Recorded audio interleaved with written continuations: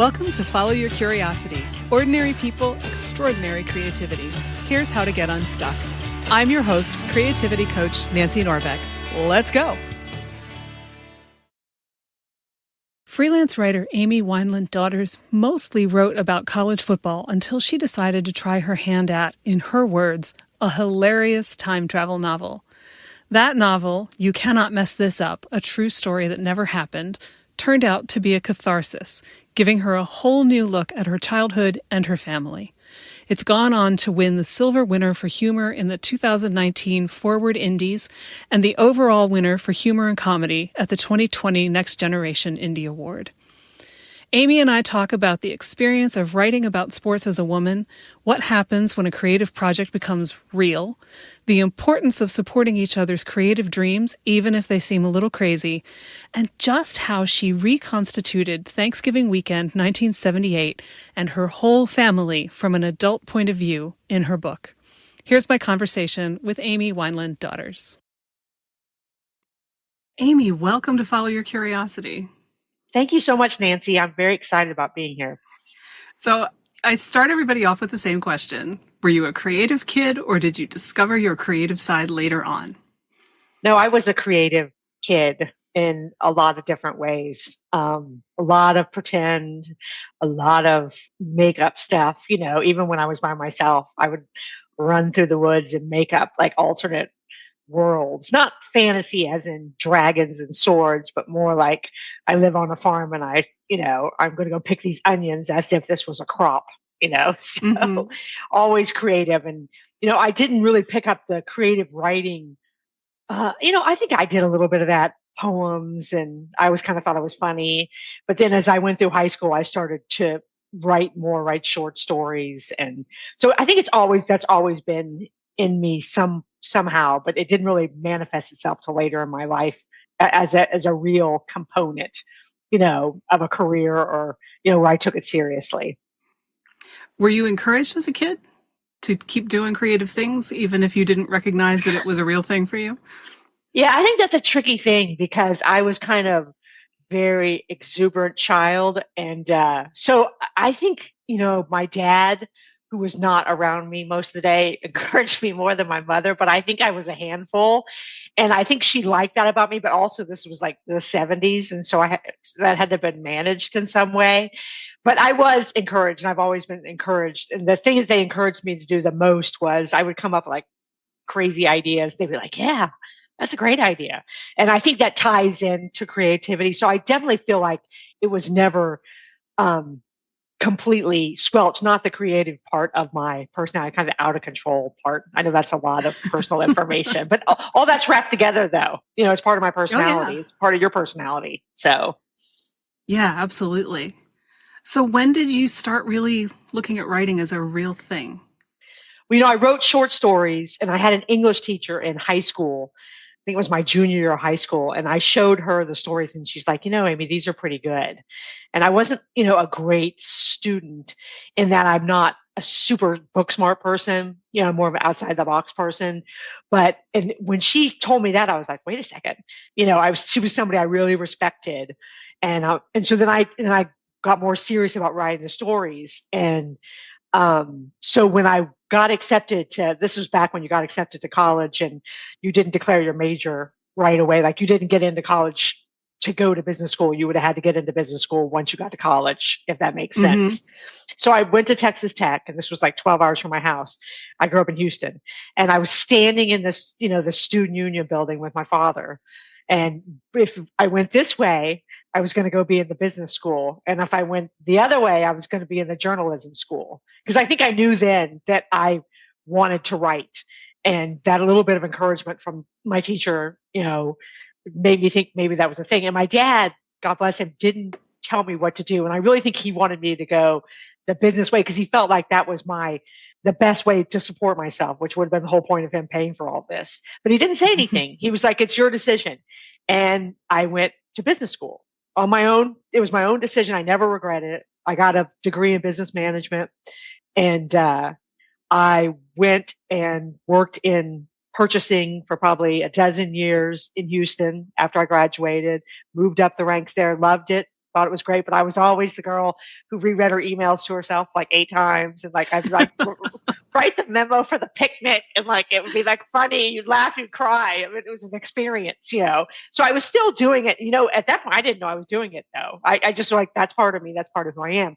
And then we had a major turning point in our family. My husband's job, we both were moving up, you know, in our respective careers. And his job said, hey, why don't y'all move to the UK for 3 years? And we were like, that's cool. We're in our 30s, you know? And so we did it. And so we move over there, and I don't have a work visa. I'm going to suspend my career, which looking back, it almost seems, you know, like, what were we thinking? But it was such a grand adventure. And so at first I was like, well, I have one kid and he went to school. And I was like, so what am I going to do? Like, I've never done this before. And so I went to the university near where I lived and took history classes, which was fascinating. But then I was like, okay, I've got to do something else. It was almost out of desperation. I was like, wait, all right. You know, and so I like out of left field. And I think it just kind of hit me when I was writing emails home. It was before social media. And I would like kind of update on everybody what was going on in England, you know, like funny, haha, but like real information. Like, this is the struggle with dial-up internet in England, because it was like 2000. And so, and like pictures of castles and me wearing a kilt, you know, all that kind of stuff. So I did that. And then I started looking around. So the internet was, you know, starting to blossom. I was like, wait a second, I think I could do something with this. So I started submitting things, and I had so much time to do this. So I really got invested in it. And then people started buying my stuff. And I was like, wait a second, there's something to this. And by the time I got to the end of England, I was making what would have been the equivalent of a part-time job. And then voila, we get back to Houston. I'm pregnant with my second kid. And so I'm like, I don't want to dip my toes back in full time, because I need to have this kid first. And so then when I got back over, somehow magically, I've always loved sports. I started writing for this guy, like freelance writing college football. And he's like, well, here's a contract. Why don't we just do this for real? And then I started working for the Bleacher Report. So I never went back to purchasing or any outside of the house career. I just rolled with this writing thing, and it turned into a full-time job. And never in a million years, Nancy, would I have thought that this would have been my career path, you know, and I found myself in this process, and I found really what I really think what I was supposed to be doing all along. It's so interesting that, you know, it didn't turn out to be, oh, I made the wrong choice when I went for the business degree, you know, that it worked out, that you liked it, but you still ended up essentially kind of having made both choices at the same time. Right. And I guess life just pulled me that way. And the other thing I have is I have a super supportive, like in my house, support network. And I have people who take me seriously, including a spouse who's like, that's a great idea. But I also think he felt like he sacrificed, like I sacrificed, so we could go do those things. But it doesn't always work that way in a relationship. And I realized that someone who is a creative person who wants to, you know, pursue, especially in the realm of books, where there's no promise while you're sitting here, you know, flogging yourself for hours doing this thing, going, and everyone around you's got to be going, oh my gosh. But I've been lucky because he has really supported me, not in just, you know, go in the other room and roll his eyes, which I'm sure he's done that because this is marriage, you know, but he's been like, no, we're going to take this seriously. Your mom's in there, you know, and she's got to go somewhere for the weekend and do this because you people are loud. I mean, I've been taken seriously, and then my children have taken me seriously. So I've been super, and I don't think, I think any successes I've had, has a lot to do with my support network. It's almost like being a quarterback and going to an NFL team. And like Patrick Mahomes went to Kansas City, and he had that entire support network, you know, and then somebody else went to the Cleveland Browns and didn't win the Super Bowl. And they were both great quarterbacks. I'm just saying, I think that's really, that's been a big component of the trajectory of my writing career. That makes sense to me, because I've talked to so many people now, and one of the biggest themes that I've heard over and over again is how much of a difference it makes when you have that support network.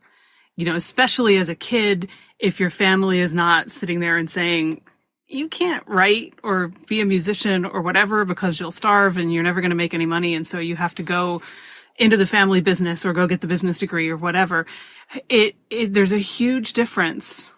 You know, the people who succeed in those fields that we typically tend to think of as difficult to succeed in, like if you want to be a professional musician, what are the odds that you'll actually manage it, have all had that kind of support. And so, I think it's so much easier to doubt yourself and to give up on yourself if you don't have that sort of cheering section. So I'm not at all surprised that you think that made a difference. Right. And I think, to doubt, back to doubt, anybody does something creative, there's already the built-in doubt without having the people doubt you around you. Because I know that, and I think as a woman, I think that the doubt's even compounded, and absolutely. And when you do something creative like writing, like you said, making music, making art, whatever you want to call it, the doubt, and I think that really my, path through the business school and the business world or whatever we want to call that made me even feel less like a writer. Because I still, to this day, don't want to say, like, I want, like I'm a ribbon dancer. I want to say something else because I don't, there's still a part of me that's like, I don't really fit in. Like, I was looking at the guests that you've had on your podcast. I was like, oh my gosh, like, look at these esteemed people. And then here's the girl who wrote herself back in time, like, funny, girl. But that, and they call it imposter syndrome. I don't know if that's but I think we all have a component of that, because I'm not a professionally trained writer.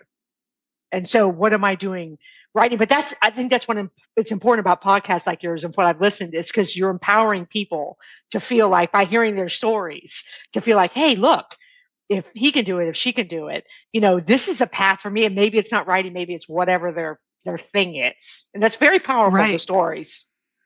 I hope so, because that's a big part of why I do this. Right. So yeah, I think there are ways to do the things that we love, even if it's not a full-time job, and even if it hasn't, been so easy to figure out what that is or how to do it. I think you can find your way. So, agreed. Which is why I talk to people that, friends of mine from high school that nobody else has heard of, who do, really cool things on the side. Cause go do your thing on the side. Go do it for 15 minutes after work. If that's all you have, do it. It's better than not doing it. At the end of the week, you'll have done a couple hours worth, and look, you'll have something to show for it, and who knows where it'll go. Well, then that's and then also those are the things that feed, people's souls, that those are the things that really make us who we are. And I think it changes every other component of our lives. We become better people. We became better moms, better sisters, better brothers, whatever, coworkers, whatever it is. My story at work is great because I was a better employee when I was over there rereading my emails because I was so, enthusiastic about that part of it that it made me, a happier, better coworker, better employee, all the rest of it, more effective. And that's how you're really a writer, right? Because you're sitting there rereading your email 16 times before you can finally hit send. Right. That's just how we're wired. That's right. That's right. Yeah. So you mentioned like the extra pressure of being a woman, and that's one of the things that I wondered about since you've done sports writing. How was that for you? Well, when I started, doing it seriously, it was like 2006 maybe. And really, I'm happy to report that it has changed a lot in those years between now and then. This is last season, college football season was the first season I didn't actively write about football because I had stuff happen with both my books, and it was too much. I couldn't do it, and I really missed it. But at the beginning, it was, we're in the online, so you can picture it. It's, first of all, we're online where everybody can say whatever they want to. Second of all, I'm a woman writing about college football, and it's so opinion based because that's what they want. They want your opinion, and the people want to kick it around. But if you look and you're objective, male sports writers take a lot of grief as well. Not just women, but if you attach that you're a woman, then you're really going to get it. So I really got it at the beginning, and I really had to learn how to manage that because I'm kind of a sensitive soul at the end of the day. And, kind of what I finally, I had a couple things I did. One, I didn't read all the comments. I couldn't because it would just mess with me. If somebody sent me an email, even if it was a horrible email, I'd respond and just say, I'm not going to listen to you, and the other thing I started doing, because I'm a real numbers based person. So a lot of things I wrote about were about statistics. And so at the bottom of every one of my articles, I started linking the statistics sites that I use, just saying statistics courtesy of, because that shut a lot of people down. Shut a lot of people down because what I learned is I could back up everything, my opinions with actual data, not because I'm a woman, because that's how my brain works. But I put that at the bottom and it's like, okay, I mean, you can argue with me, but the numbers are the numbers. And that really helped me. And then I really got the support. What ends up happening is you get a support group of readers. I did a lot of radio, of listeners, and then of editors and other sports writers. And all those people I'm talking about are usually males, but they start to see the merit of your work. And then you just focus on that feedback. And I think the other thing that it did for a while, it held me back from getting better at what I was doing because I was so engrossed with the fact that I was just getting and I mean, a literal get back in the kitchen type comments. Oh, I'm sure. Yeah. And worse. So, and much worse, but that has changed. It absolutely has changed. And I'm sure it's changed for me because I got better at it and because I had some kind of traction and, people had maybe heard of me or not heard of me. But then it goes back to also, I took myself more seriously and gained confidence. Yeah. But I think you must have really figured out how to, I don't like this expression, but grow a thicker skin or armor yourself for, cause that's just such a rough thing. And I, everybody always says don't ever read the comments, and I agree with that, but I also know it is the hardest thing in the world not to read the comments. Oh, and if you're in that's in a vulnerable position, like you get in bed and you have your phone, not a good idea because you're gonna, that's when you're gonna look. When you're off guard, you're gonna look, and authors same way. Don't the comments that's a different thing, but it's very difficult. And I think you have to know yourself and you have to respect your own boundaries because that's what the sports writing what I finally had to do. That's not going to do me any good. And I'd have friends be like, "Oh my God, you're going to go down there right now. They're hammering you." I'm like, "You guys go do all that. That's not going to do me any good." And make a boundary and say, "I'm not going there. I can't do it because I just can't. I can't go on if I do it." Yeah. And now that you mentioned that, I had an experience a couple of years ago with somebody who was a friend of mine who was like, people are talking about something you said on your podcast and they're saying that it's not actually true. And I'm like, well, did they listen to the podcast? Because the guest said it, not me. Right. And they thought they were doing me a favor, but all it did was just like, my adrenaline was sky high. I was trying really hard not to freak out. And, talking to somebody else about it later, they were like, why was that even any of your business? It's not something that I would have encountered if they hadn't mentioned it to me. I would have gone right on with my day. No big deal. And instead it was just like, for a couple hours until everything just settled back down again. And I think people think they're being helpful, but they're really not. Right. Right. And I think that, unless you're on the side of the creating, it's hard to know what that is like. It's hard to know because you get a lot of comments even about the books and you just think you're discounting because you look at other authors, you're discounting, even if you didn't like it, all the work that went into it. And books and articles and music and art, it's like wine. Just because you don't like it doesn't mean it's not good. And I would never come up to you and say, I cannot believe, Nancy, you drink Chardonnay. I mean, you lightweight, but people will come up to other people and say, I can't believe you read Danielle Steele. Like, what were you thinking? And that's ridiculous. Because if you like Danielle Steele and I'm still reading Nancy Drew, who cares? I mean, if that's the thing, if we could take that, but wine people can be that way too, frankly. But I'm just saying but that's like all of life, like your one small voice inside of you pushing you to do these crazy things. If we could all just support each other on our different tracks rather than, try to tell each other, no, this is the way to do it. This is the blueprint, rather than saying, oh my God, that's nuts. Go do it. Let's go. That's crazy. Yeah, I like that. That's nuts. Go do it.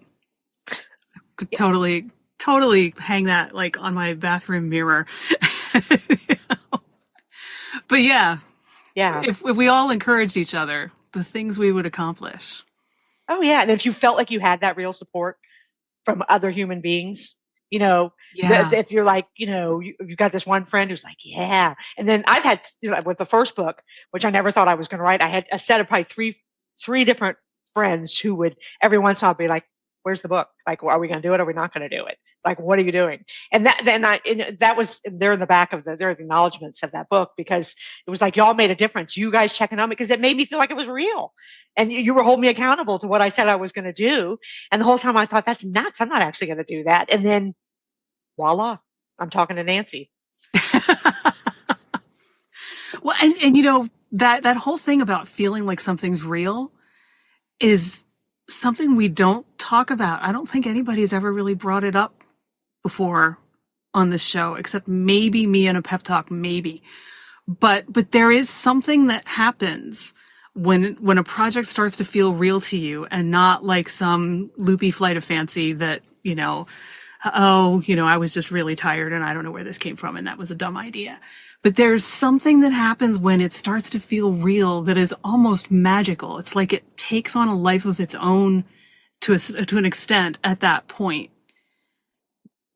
No, you're 100% right. And when you get there, it is a magical moment. If you can just push yourself and believe enough of your own crap for long enough to get there. Because, with my novel, the time travel novel, I remember I wrote the whole thing, and my husband was like, what are you going to do with it? And I'm like, I need an editor. This is before I thought it was going to get published. And he's like, well, let's hire somebody. And he said, that way we at least leave our kids with something they can read, and that's what I'm talking about, him taking it seriously. I was like, okay. And so I get in my first meeting with this lady, and she's like trying to tell me, like, we're talking about the narrative and the storyline and the characters and like stuff I need to cut. And I stop her and I'm like, wait a second. I'm like, so you think like this is a real book? And she's like, I don't understand what you're saying. I was like, no, like it's a real book. Like you really feel like it's a real book.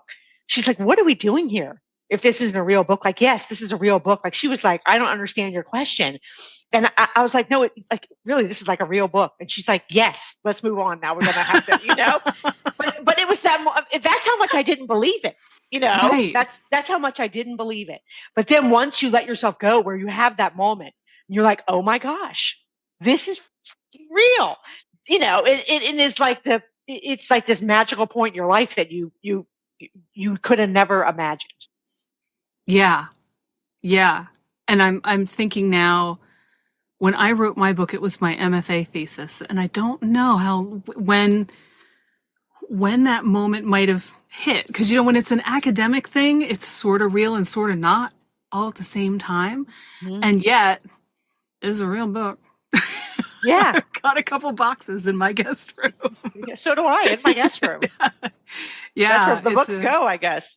It's a real thing. Maybe it was when I graduated, and I had to get up and do a reading and print out all 300 and some pages and stick them in one of those ugly black thesis binders that goes in the library and all of that. Maybe it was then. I know right after that, my cousin took my file to work and had it printed up and spiral bound. And, not an actual paperback copy of something, but it still looked a whole lot more real than it had before. And that was a moment. Right. Right.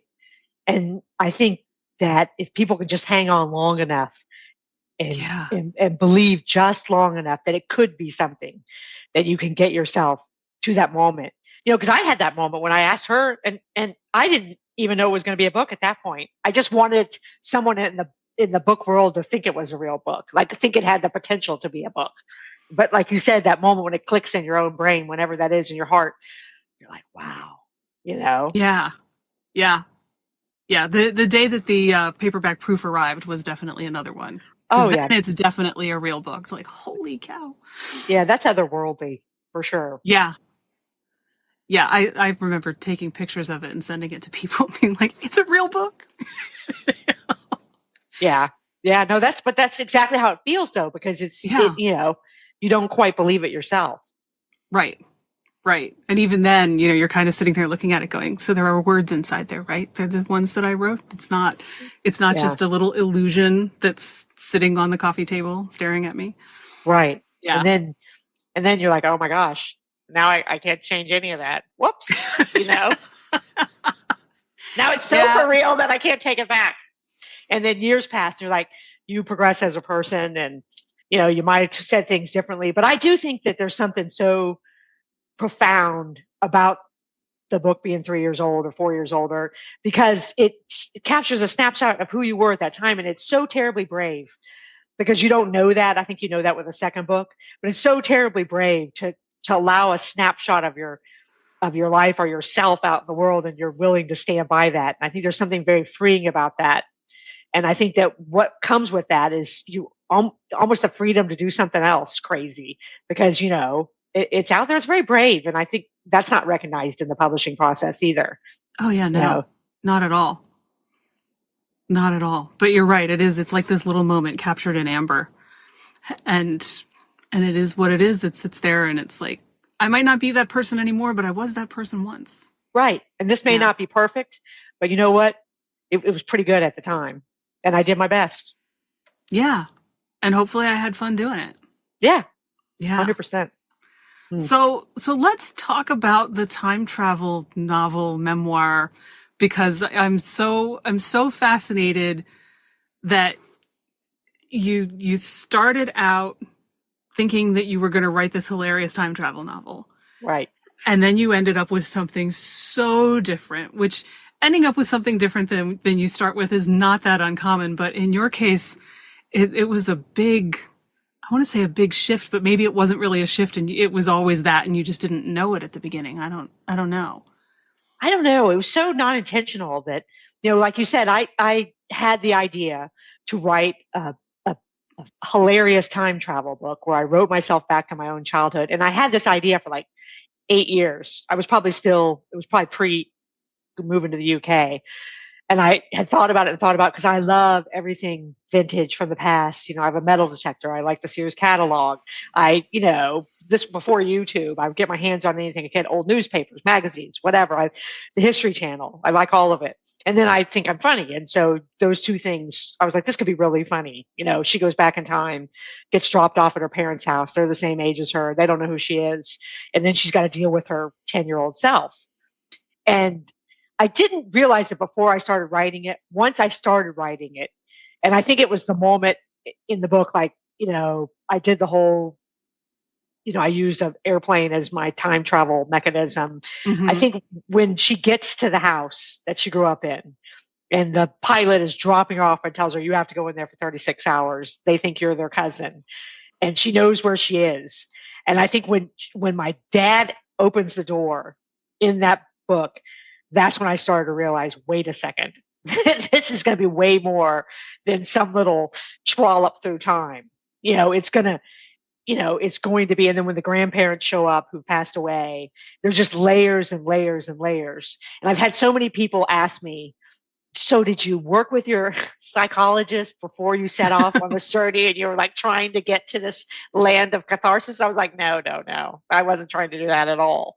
I was not. And I realized that this was going to be something that was going to change me, and that was not my intention at all, which I actually think is good that I didn't go in with that intention, because I think it was the way it happened organically, it's probably a lot realer. And then that editor I mentioned that I worked with, there was points where I didn't go far enough in the first version of the book. And she's like, wait a second. She was like a great reader's advocate, which a story editor should be. She was like, you're going to have to go further. We can't leave everyone hanging. You're going to have to go deeper. And that was hard to do. I mean, parts of that book were really hard to write. And because basically what it is it's a memoir, and it's wrapped in this tortilla of fiction, because it's time travel. So basically I had the privilege of writing about my life as if it was fictional, but most of it's nonfiction. Yeah. As I was reading it, there were moments where I was like, how is she doing this? She's got both of these things going on at the same time. And how in the heck do you even make this work? But it does. Did you like have any conversations with your family before you started it? I mean, I know I read the acknowledgments, and it sounded like you mostly talked to them about it afterwards, but I mean, I'm kind of like, where did, because you were 10. So much that you weren't necessarily aware of, like the party after the kids went to bed on Thanksgiving, and things like that. Where did you find that, or how much of it did you end up just making up? Well, I talked to my mom quite a bit, both my parents, and then my own experience as a parent, realizing that these people that I gave birth to don't know what's going on here, Mm-hmm. And so I would say about 75% of it is stuff I remember as a kid. Now, like the scene of my parents had a swimming party a couple times, and I used those memories to write the part about the party, you know, but most of it, is real memories. And I did talk to my parents about the relationship between their two sets of parents, because as I got older and watched them as an adult, I could see some of that myself. So I used some of my adult experience with these people to write what I imagined it would have looked like, Mm-hmm. and kind of turning my memories on their head. And some of them were real childhood memories, which is hilarious because my brother and sister were like, "That never happened." I was like, "This is my book. You have no idea what happened." They're like, "She made that up." I'm like, "That's real." We argued over the finer points, but I didn't have deep conversations with either of them about it because we're from the 70s. We don't talk about our feelings. I mean, why would we talk Yeah. about that? And I think that, yeah, so I didn't spend a lot of time talking to them. I did have a couple real long conversations with both my parents and my dad. And they were all so good about, and it amazes me about my mom because I write a lot about my mom, and our relationship, like a lot of people's, was difficult with their mother or their father Mm-hmm. or with a parental figure. But my dad was like, don't ask us permission. Just do what you got to do. And I wonder if he ever regretted That's saying that. amazing.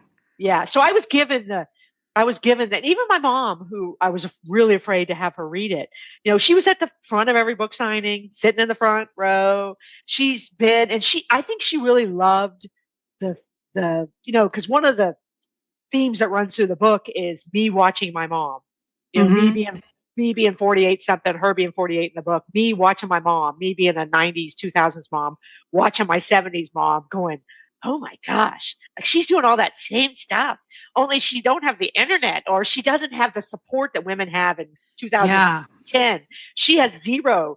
Like she's not the 50s, but she's not 2020, four either. And I think she loved me thinking that my dad's a great guy, but is that the right guy for her? She loved all that because I think she felt so much more seen Mm-hmm. in a lot of the parts of the book. And I think that's a very relatable theme to a lot of, mothers and daughters, women at large, even men though. Yeah. Yeah. That's amazing because I did, you know, what's the right way to say this? Like your look at your mother, as far as I can tell, without having been there, is so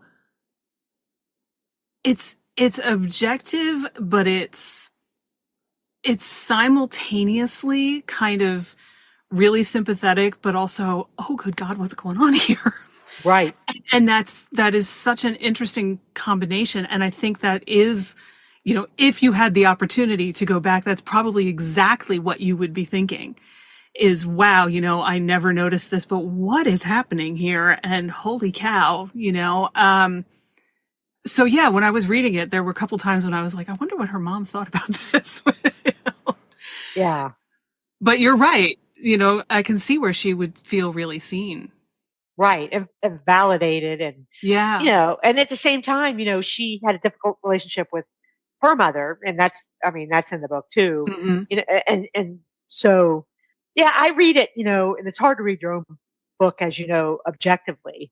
Yeah. But, I think that what I did though to create that, because my kids were little at the time. And so I actually went away to this hotel, like the 70s hotel south of Dayton, Ohio, where we lived at the time. And I did 3 nights, like go down to the 70s salad bar and eat, have a glass of wine. But then I had like a VCR, I took a VCR with me. I brought all the tapes. I had all the photos laid out in this Oh, room. wow. And I just tried to put myself back emotionally, like what would this really look like if I actually did it? And the other second key thing that happened is when I was writing the book, our house, the physical house, went up for sale. And so I flew back to Houston and got a showing of the house. And I invited here's who ended up going to this showing: my mother and my father and my brother and sister and I. So we go back into this house, and it had been redone. Parts of it had been redone, but we physically inhabited the space together, the five of us. And it was such a valuable spatial, and these people are kicking around memories because we're walking around this house, and this poor real estate agent thinks we're actually interested in buying it, but I mean, it was a great move for the book, but those weekends plus that combined, I think is where I got the emotional, like my tact, like how would this actually look for me. And then once I got rolling on that, then it seemed to, I guess I actually, had a time travel experience in my own head, I guess is the best way to put it, that I wrote about. Yeah. Yeah. It's funny when you're talking about going back to the house. A year or two ago, I went to see my parents, and we spent the first night that I was there, all of us on our own separate devices, looking up old houses on Zillow. Right. And looking at all the pictures. So I haven't been back to the house that I grew up in, but I've seen it, and it looked so small. That's it. So small. Well, and that's why when I write the scene, when I come through, Dad opens the door, I come through, I wrote that entire scene based on my entire reaction when I walked in that house again. In 2000, whatever that was, 2016, 18, I don't remember. But that entire thing was like, oh my gosh, and I think it's so relatable because any one of us who walked back, because everyone I talk to about this book, you can see it. It's like click, click, click, click, click. They put themselves in Big Amy's shoes. Absolutely. And then they say, what about little Nancy? Like, what would that look like? What would that feel like? And it's immediately, I'm really proud of the story because what I could have never guessed in a million years, and I'm not tooting my own horn here, I'm just saying this is what ended up happening. I wrote a catharsis, and people feel like they had their own catharsis after reading the book. And if you would have told me that, I just wanted everybody to laugh out loud in the bus station. I would have been fine with that. But what a great honor though to, basically reintroduce people to their own younger version of themselves, because that's what this book ended up doing. And, evoking all these great memories, and making people laugh, which is the thing that I like the best about it. So. Yeah. And I think, and obviously you can correct me if my read is wrong, but as I was reading it, I'm not going to lie, there's a part of me that's like, I want to write my own book like this now. Except I think if I did, I think you're right. You had the advantage of not knowing that's where you were going. Right. And I think that probably made it better. But yeah, it was like, boy, I could use an experience like this to go back and even in my own head, hang out with my younger self and kind of get to encourage her and talk to her and have her back when it seemed like maybe nobody else did. And, all of that. I mean, that's a powerful thing that you kind of accidentally wandered into. Yeah, no, it's profound. And the person most changed by the entire experience is obviously me, because I went into writing that book when I first sat down with those. There's one clip on this family video, they had it put on the VCR tape because that was like all world technology, because it was on the 8mm reels when he took it. And so there's this one video, and I'm in this outfit for a Christmas play and these tights, and I've got this velour shirt on, and this little hat. And I'm running around, like I'm all up in people's faces. And I'm like, oh my God, what for the love of God is happening with this kid? And I wrote that. I mean, it's really, and people have said you're really hard on yourself. It was all from watching this VHS tape. I was like, she's got to stop. Like, and I was trying to, if I had to witness that live, that's how I felt. But I went from like literally wanting to run from her at the beginning of that book to wanting to be her at the end. Mm-hmm. And I still say stuff to her. Like, I mean, this sounds like totally like psycho stuff, but I'm like, little Amy, man, we're killing it. Are you kidding me? Because I feel like I lived, until I wrote the book, I lived away so many great things about her, about my younger self, and now I want to be part, especially as I'm mid 50s now that I don't care anymore what anybody thinks. Like, we're rejoining together here, and somewhere in the future, 80-year-old Amy's like, yeah, let's go. Who cares? Y'all don't screw it up no more. Get here. But it is, and that's so relatable. My life was so normal and so like, but it's so relatable because that and I think that would be so true of so many people. They'd be like, cringe, but they'd be like, oh my God, I love her. Oh my God, I love him. Yeah. Yeah. We had all of our old home movies put on video, and then my dad put them on DVD a couple of years ago. And, when we actually sat down and watched them, it was sort of the same thing. I just was like, boy, what a little ham I was. And something happened, because I haven't been like that in a long time, but I was just coming right up to the camera and smiling and dancing and waving and the whole thing. And I was like, wow, where'd she go? Yeah, I read that in your bio, the choir and the and Mm-hmm. the singing and the singing for other people individually. Very Yeah. interesting, because you would have seen that. I'm sure you would have made that connection with your life Yeah. story, and it would have. And the other thing, it would explain some stuff to you. You would have seen some stuff that you couldn't put into context. It makes me really want to go back in time, like Mm-hmm. Yeah, So. especially because, we're about the same age. And so I was sitting there going, okay, 1978. And I was like 7.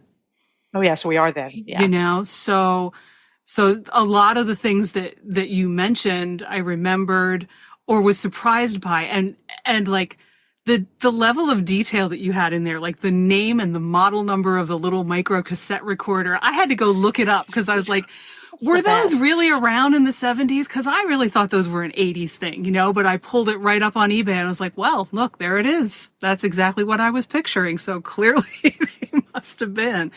But yeah, I mean, how much time did you spend just looking for that kind of stuff? Oh, a lot. And it was delicious. Because again, that's who I am. I mean, I enjoyed every bit of it. And we had to cut so much of it because there was so much, there was just too much of it. And trying to pick the parts that were most, that, people would most connect to. But I newspapers, and I spent a weekend at the downtown Houston library, and I read all the newspapers, magazines and YouTube. And, it was so fun. I mean, I have 3 boxes of research from the book, and I enjoyed every minute of it. It was like the outfits are all from the Sears catalog from 1977, because I didn't want anybody from Spring, Texas to be too in style, because that wouldn't have happened in 1977. We weren't living in, like New York. But so all of that, and again, that was one of the reasons I did it, because I wanted to write all those things and weave all those things in there. And those are some of my favorite parts of the book, the funny stuff and the back in time stuff. So. Yeah, and it wouldn't work if you didn't have details like that in there. It would just kind of be, okay, it's supposed to be 1978, but it could be 1983, whatever. But you've really hit all of those details that just, I mean, they're complaining about the fabric and all of that stuff. And I was like, oh yeah, we didn't wear a single real thing in the 1970s. Probably a good chunk of the 80s too. Like, what's cotton? It's all polyester, and not even good polyester. And everybody thought it was great. Yeah, and that was the thing. I had a set of eyes from 2015, and I was looking at all of that as one of us. And so the things that stuck out, to me, were the things that were going to stick out to everybody else. Like, what? Are you kidding me? There were so many things. And there's the whole scene where we're watching TV, and that commercial comes on for that ABC movie of the week. Oh yeah. About the lesbian couple who, have kids, and they're trying to get custody of their children. And I could not believe, like you said about the Olympus pearl quarter, or whatever the little cassette player was called. I could not believe that was actually a thing, because I saw it in a TV listing. I had a TV guide for Houston, like, the one that came in the newspaper. And I was looking, and I went and looked up everything on the TV guide to kind of see, of that week or the month. I don't know what I did. And I was like, that can't be real. I wouldn't actually watch the movie. It was terrible. I mean, it wasn't terrible. It was just terribly done, But I could not believe that subject matter was being covered in 1978. Because if you would have told me that, I would have, and I'm somebody who has read a lot, I would have said, you're wrong. Absolutely didn't happen. And it did. Yeah. So. And yet, that's when soap was on TV. Right. And I was never allowed to watch that because, oh my God, there was a gay character. Right. I had no idea why until I caught it running on Comedy Central in the 90s and started watching it. It was like, okay, I get it now why I wasn't allowed to watch this, but good God, it's hilarious. Right. Right. Yeah. And that's why my dad ninja rolls across the thing to change it when the kids come back downstairs, because that's exactly the reaction you would have gotten in 1978 on behalf of Mm-hmm. on behalf of the parents. But there was a lot of things that I found in the research that surprised me. Target being open on Thanksgiving. That was Yeah. a real thing too. Yeah. No, but I, like you in the book, I was like, wait, what? Yeah. Isn't that like a late 90s, early 2000s-ish kind of thing? But clearly not. Right. Yeah. But And there's like all of those the little things that I was like, oh, I'd forgotten all about that. You know, and the right. kids wearing their Toughskins from Sears. Oh And, yeah. you know, my mother loved those things because they were indestructible. It didn't matter Right. what my brother did, he wasn't going to destroy them. No, it was the only one you'd have to put knee patches on, and now you would just throw them Right. away. You wouldn't put a knee patch on there. But I think Yeah. that whole thought line there really lends to another theme in the book, is like, you know, our memory, you know, how we remember things and how we would remember them differently. Like we might have, like, let's say you and I were 40 in the 70s rather than 10 and 7. Hmm. You know, we would have remembered those things, you know, Target being open. We might have remembered them differently because we would have been adults. And then that's another Yeah. thing that Big Amy realizes, that all the stuff she remembered as a kid, she remembered it as a 10-year-old, you know, as a Hmm. 10-year-old that was bound to not understand the dynamics of what was really happening, you Right. know. And I think that's another, for me, that was another kind of profound thing that happened from writing the book, is that, you know, our memories are, you know, they're not static. They're very malleable based on who's doing the remembering, and how old they Yeah. are, and what kind of life experience they have. You know, and I think that's, you know, it makes it, you know, that's something repeated throughout human history. Yeah. Yeah. And I think, you know, when you're talking about how your brother and your sister are like, she made that up. That didn't really happen. You know, my brother and I had a conversation like that back at, I think, Thanksgiving, you know, where he was like, you don't remember this? You know, it's like, no. No. And I realized later that it was because I so hated everything that was associated with it that, you know, we were talking about when we had soda in the house, because we never had soda in the house as Right. kids. Yeah. But my dad liked to renovate houses, and those days they would order out for pizza, they would get 2-liter bottles of soda and whatever. And I think I didn't remember it because I just hated that whole thing so much. Right. Right. And so it was not enough to sweeten the deal for me. Right. Right. So it didn't register the same way. And meanwhile, he's looking at me like, you're going crazy. You're losing your mind. You forgot this thing. And I'm like, no, I think it just wasn't important to me. See, that's really interesting, because sometimes it's self-preservation, like you don't want to remember it. And so then Mhm. you just, or like you said, you just didn't like it. So it doesn't show up in your highlights, you know, like Right. your top 10 plays of 1978. It doesn't show up there. But why it happens, no one knows, except for we all we remember different things differently, or remember the same Right. things differently. And if we got to remember it again as who we are now, we'd remember it totally differently. Mm-hmm. Well, and that's like they say, you know, you can grow up in the same house, but have completely different experiences because, you know, your relationship with one parent may not be the same as my relationship with the same parent, and vice versa. And Right. so, Right. yeah, it's all different. You could get, it's kind of like a weird family game of Whisper Down the Lane, you know? It was the same experience, but totally differently rendered for each person. No, I like that a lot, you know. And at the end of the day, it's, in most cases, it's just done to survive the whole thing. And that makes it sound like it was bad, but the truth is, real life, we just try to get up every morning and do the best we can. And I saw Yeah. that in my parents in writing the book, you know, because at the end I'm like, the one thing I know for sure is, please tell me my kids aren't going to go back in time and write a book about it. You know, because oh my God, I'm gonna be you know, they're gonna be like, Mom, you were completely off the chain. But that's the thing. They were doing the best they could. 10-year-old Amy, she was doing the best she could. Back in time, Right. Amy, she was doing that. But that's what we're all trying to do. And that whisper down the lane, people who love each other are just trying to love each other and survive for the next day. And you can't really control anything that's happening.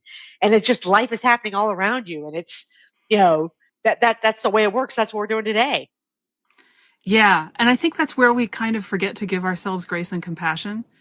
we all think, especially now that we have the age of Instagram and all that kind of stuff, where it's like, oh, but my next door neighbor is like off in Boca Raton or wherever you go, and I'm stuck in my house, and they're obviously doing so much better than me. Well, nah, they're just taking better pictures than you.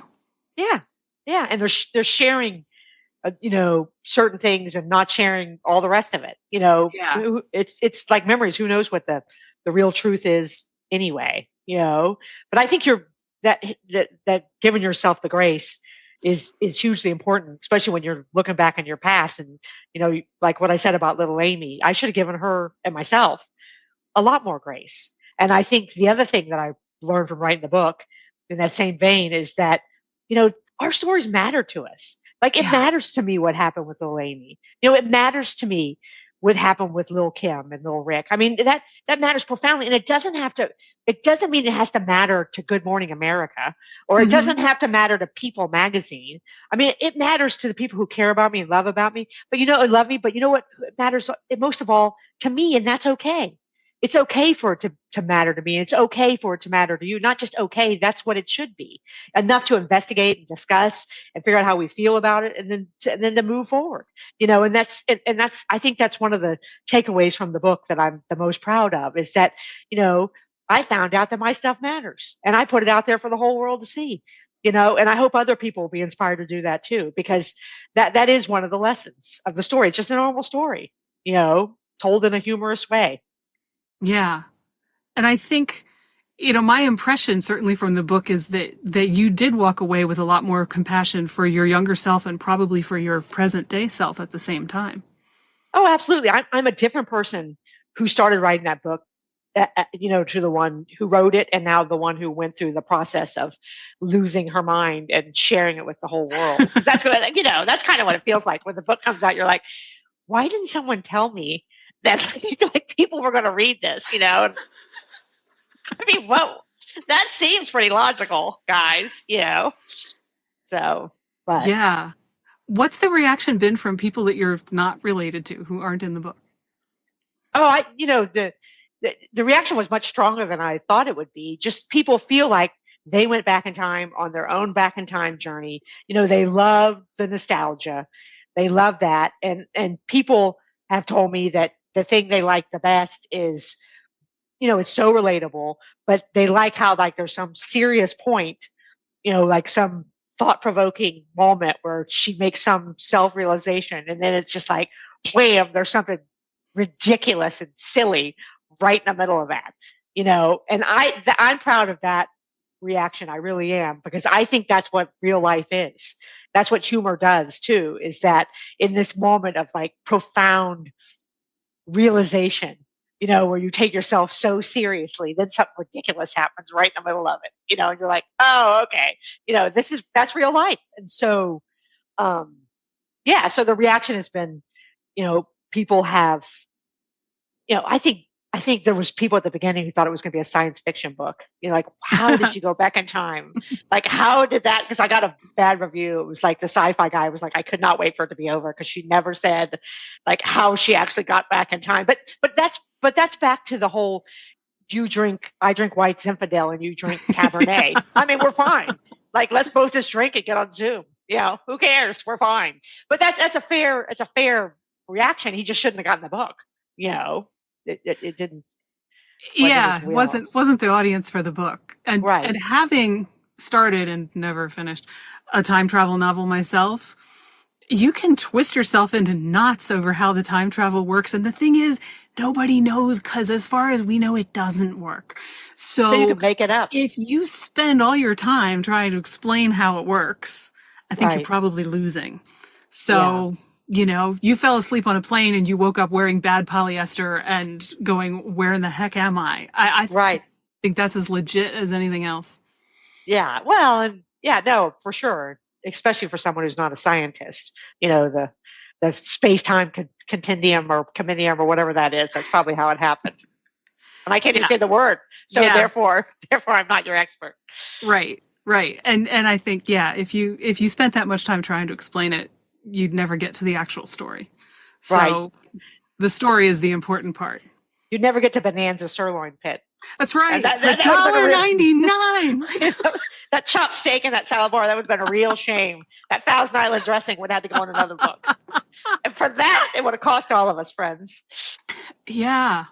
Yeah, no, I was laughing at that because I was like, I remember that. It may not have been exactly the same thing, but it was close enough. I was like, yeah, I remember that. I do not remember it being $1.99, and I can imagine my father complaining that that was too expensive.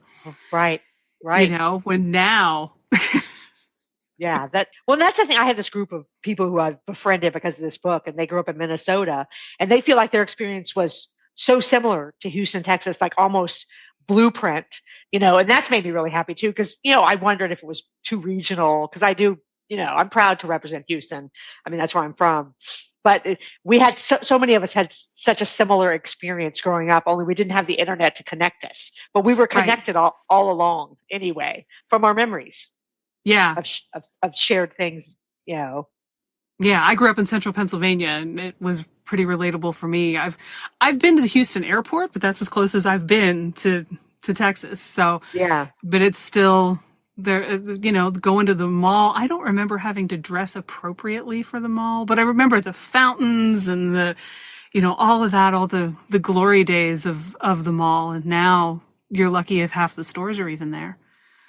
I got somebody tagged me on Facebook today, that mall in the book, Greenspoint Mall, they are closing it down permanently this month. So, I mean, it's sad. Yeah. Yeah. Yeah. Where do the kids hang out if they're not hanging? I guess they hang out on their phones. I don't know. I'm not sure that's a good thing either, but that's a whole other subject. Yeah, it is. Yeah. But I have to tell you, I went for the first time in a long time. I went to a thrift store a couple days ago, and I was walking through and looking at like all of the kitchen stuff, and there was my mother's crock pot from when I was a kid. I mean, a lot of that stuff is like when you mentioned the Mr. Coffee, I'm like, I bet there was one of those at the thrift store. There probably was. Yeah. And so it was really, it kind of added a little bit to the surrealness of the experience of reading about 1978 and then going and looking at stuff at the thrift store and going, yeah, a lot of this is stuff from back then. It was a little wild. It just kind of, it added to the experience. And doesn't that, like seeing that crock pot, did that evoke something inside of you? Yeah. I mean, but it's hilarious because it's a crock pot, Nancy. But right. But there's some kind of emotion evoked when you physically are, when you're sharing physical space, it can put your hands on something something that seemed like your own past, that is your own past. And I think that's what this, and I'm not just don't want to just talk about my book on and on, but that's kind of what the book does, though. It evokes this, that kind of, and whether it's nostalgia or longing, or I don't know what that is, but there is a emotion associated with that. Yeah. Well, and like to look at that, I mean, it was an ugly avocado green, right, little crock pot. Like they couldn't sell a crock pot. Now they can sell like the little ones for dip and stuff. It wasn't that small, but it was, it was the crock pot, but nowhere near as big as they are now. But, you take one, look at that, and I can smell the sauerkraut cooking in it. Oh yeah. It's a whole thing all on its own, even though it's just a crock pot on a shelf that they're probably selling for $5. But you're right. Like it evokes all your senses. You can smell, mm-hmm. You can kind of feel the room, the kitchen. You can hear, the presence of your mother. Yeah. I mean, it's a very powerful emotion. And I think as we age, it becomes more powerful. And that's where I don't know if it's a longing. It depends on, I don't know. There's something about our past, though, that it's there's an emotion, a set of emotions with that. So, yeah. Do people ask you like I don't know if advice is the right word, but I'm going to run with it, on going back and exploring their childhood that way? Are there people who are like, how do I write a book like this? Or how did you, how do I reimagine my family? And I've been asked that. The things people have most done is shared their story, like their story with little Julie or little, and then they've told me that they've gone that, and like sat down and really thought about it and tried to put themselves in that position. And I have had people ask me, like, what was the process? Like, how did you get yourself to that point where you could write about it? And I told you the story about getting in that hotel. And so I've told them Mm-hmm. that. And I haven't had any other writing people like ask me about like how to write about time travel or writing back to their own childhoods. I think people just immediately associate themselves with it. And then that's where Yeah. the questions, but more than anything, people have felt the need to really share deeply about, and I think sharing with me, they feel like I get it because they Mm-hmm. feel like they feel like I did it. And then that's an honor though, too, but there is an emotional burden there too, because you got people telling you, because I've got these very long emails, which I'm honored to read, about what happened to them as a kid and how this book made them feel, whether there was healing or remembering, or it was hard or it was easy. And that's the biggest thing that in that vein that people have reached out to me about. Yeah. And I think that's true. I mean, obviously my experience is only my experience, but I can't imagine it being very easy to read that book without putting yourself in that situation. Right. And then I think what comes with that, and this is something I didn't expect, is that people with childhood trauma, I inadvertently opened up a can of worms, good or bad. And that clearly was not, I had no malintent in writing this book. Again, I was funny haha girl from the emails at work. I was not trying to, and I've had quite a few of those emails, but no one's been accusatory. No one said, I read your book and it made me so, but it did scare me. Like, are those people out there that this was like a step back for anybody? Mm-hmm. Not my intention at all. But I mean, real life means there's some stuff to all of us that was unsavory that happened to us. And some of us, unfortunately, much higher level of, like I said, trauma or, things that happened that were, criminally not good.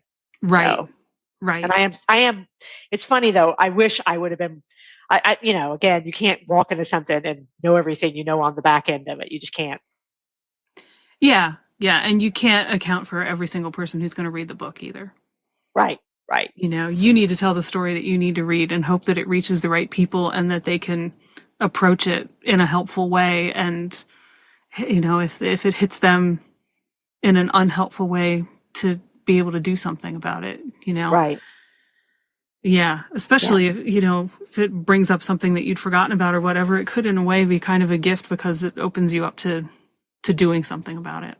Right. And that's where the catharsis, is for the reader, hopefully. Mm-hmm.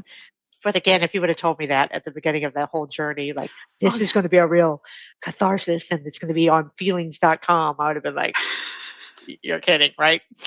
Or you'd have been like, I'm not doing this. Yeah, no, exactly. I'm glad that they didn't tell me, because I was like, no, I want to talk about JCPenney. I mean, let's go. Yeah. Right. All of those old stores that don't exist anymore. Let's talk about those. This is just a fun trip back to 1978 for 36 hours. Right. Yeah. Yeah.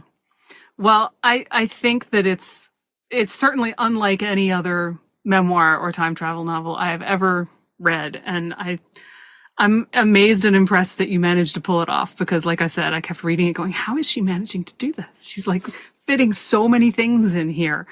So it's very cool. Well, I appreciate that's a high compliment. I'm very, humbled that you read it, that you have those words, and that you have me on your program, which is excellent. So thank you. Oh, thank you. I've enjoyed talking to you. That's our show. Thanks so much to Amy Weinland Daughters and to you for listening. Please leave a review for this episode. You'll find a link in your podcast app, so it's really easy and it'll only take a minute. If you enjoyed our conversation, I hope you'll share it with a friend. Thanks so much. If this episode resonated with you, or if you're feeling a little bit less than confident in your creative process right now, join me at The Spark on Substack as we form a community that supports and celebrates each other's creative courage. It's free, and it's also where I'll be adding programs for subscribers and listeners. The link is in your podcast app, so sign up today. See you there, and see you next week. Follow Your Curiosity is produced by me, Nancy Norbeck, with music by Joseph McDade. If you like Follow Your Curiosity, please subscribe, rate, and review on Apple Podcasts or wherever you get your podcasts. And don't forget to tell your friends. It really helps me reach new listeners.